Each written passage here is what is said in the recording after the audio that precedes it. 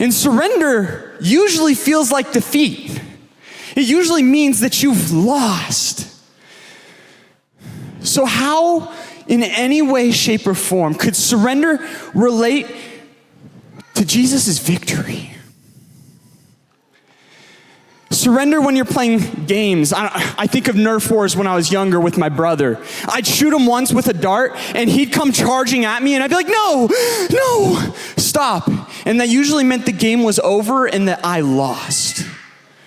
Surrender in arguments means that you've given up. And surrender in war usually means complete and utter defeat. But while surrender can feel like losing, let me tell you tonight, it is not always defeat. But how? How? If I can't get my revenge, how am I supposed to be satisfied? If I can't get my fix, how am I supposed to feel okay? If I can't be in control, what's going to happen? What if surrender was how we won? Jesus surrendered. In the Garden of Gethsemane, before his own crucifixion, Jesus surrendered. I don't know about any of you guys, but if I was about to be crucified by a nail that looks something like this, I'd be pretty stressed out.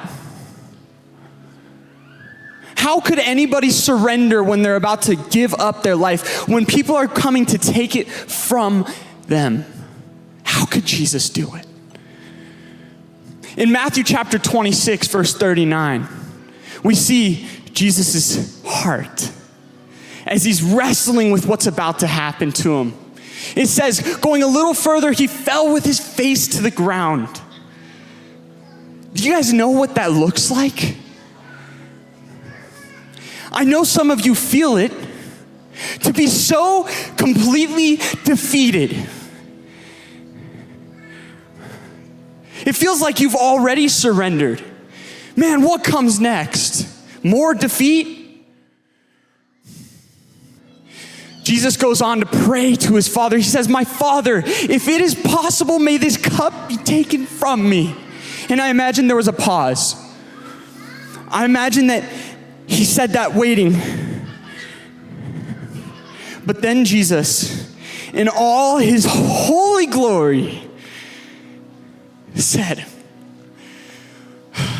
yet not as I will, but as you will. How many of us need that in our life?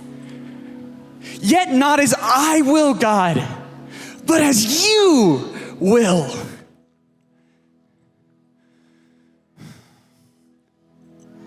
And so then we beg the question, we look internally. What am I willing to surrender? What are you willing to surrender?